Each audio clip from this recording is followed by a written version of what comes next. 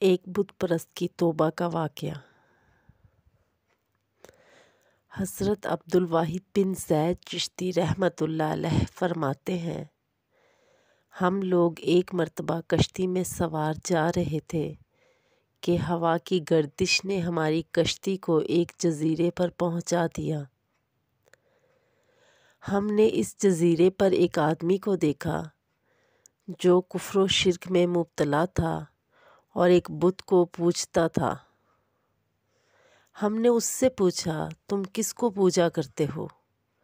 اس نے بت کی جانب اشارہ کرتے ہوئے کہا، میں اس کی پوجا کرتا ہوں۔ ہم نے کہا، یہ تو تیرے ہاتھوں کا بنایا ہوا معبود ہے، جبکہ ہمارا معبود وہ ہے جس نے ہر شے کو پیدا کیا ہے، اور تو نے جسے اپنے ہاتھوں سے بنایا ہے وہ عبادت کے لائق کیسے ہو سکتا ہے؟ وہ بولا، تم کس کی عبادت کرتے ہو؟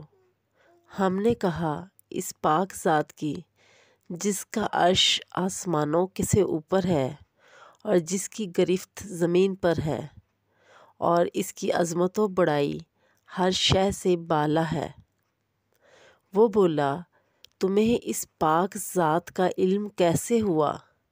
ہم نے کہا، ان کے ایک قاصد ہمارے پاس آئے اور وہ بے حد کریم اور شریف تھے، اور انہوں نے ہمیں اللہ عز و جل وحدہ لا شریک کی خبر دی۔ اس نے پوچھا، اب وہ کہاں ہیں؟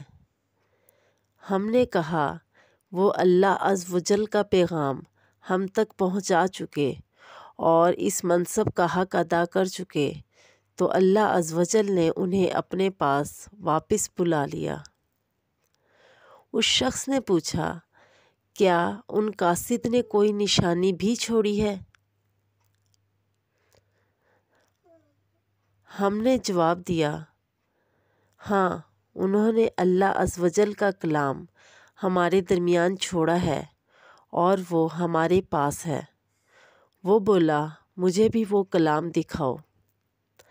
ہم نے قرآن مجید اسے دکھایا تو وہ شخص بولا، میں پڑھا لکھا نہیں ہوں، تم ہی مجھے اس میں سے کچھ سناؤ۔ چنانچہ ہم نے ایک سورت کی تلاوت کی اور وہ تلاوت سن کر رونے لگا اور کہنے لگا، اس پاک کلام والے کا حق یہ ہے کہ اس کی نافرمانی سے بچا جائے۔ پھر وہ بت پرست توبہ کر کے مسلمان ہو گیا، اور ہم نے اسے دین اسلام کے بنیادی ارکان اور احکام بتائے اور اسے قرآن مجید کی چند سورتوں کی بھی تعلیم دی۔ جب رات ہوئی اور ہم نماز عشاء پڑھ کر سونے لگے تو اس نے پوچھا، کیا تمہارا معبود رات کو سوتا ہے؟ ہم نے کہا، وہ ذات پاک ہے، وہ حی یا قیوم ہے، اور وہ سوتا ہے اور نہ ہی اسے اونگ آتی ہے۔ وہ کہنے لگا، تم کس قدر نالائق ہو کہ تمہارا رب تو جاگتا ہے اور تم سوتے ہو۔ حضرت عبدالواحد بن زید چشتی رحمۃ اللہ علیہ فرماتے ہیں،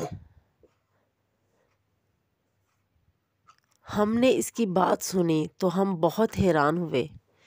پھر ہم اس جگہ سے واپس لوٹنے لگے تو وہ کہنے لگا، مجھے بھی اپنے ساتھ لے جاؤ تاکہ میں بھی تمہارے ساتھ رہ کر دین کی باتیں سیکھوں۔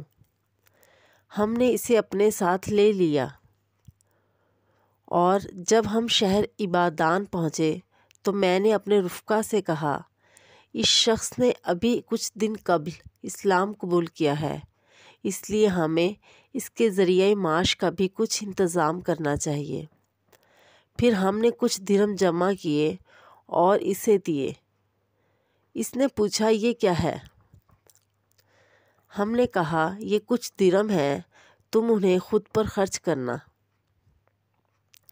وہ کہنے لگا، اللہ عز و جل کی قسم، تم نے مجھے وہ راستہ دکھایا ہے جس پر تم خود بھی نہیں چلتے،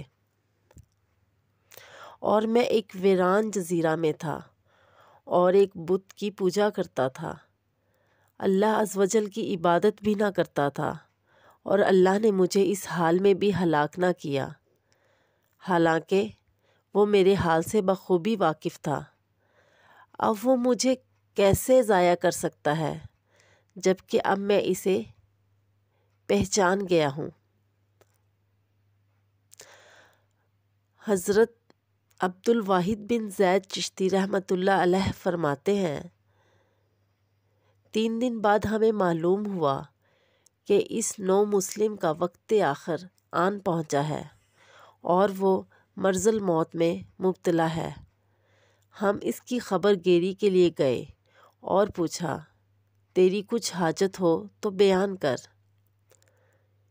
وہ کہنے لگا، میری تمام حاجات اس رب باری تعالیٰ نے پوری فرما دی ہیں، اور اس نے تمہیں اس ویران جزیرہ میں میری ہدایت کے لیے بھیجا تھا۔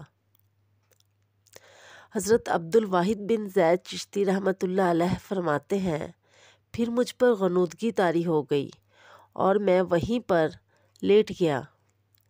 میں نے خواب میں دیکھا ایک سرسبز و شاداب باغ ہے اور اس میں ایک قیمتی محل ہے، اور اس کے اندر ایک تخت پر نہایت حسین و جمیل لڑکی بیٹھی ہے، اور میں نے ایسا حسن اس سے قبل نہ دیکھا تھا، اور وہ کہہ رہی تھی، اللہ عز و جل کے واسطے اسے جلد میرے پاس بھیجو، اور میں اس سے ملنے کو بے قرار ہوں۔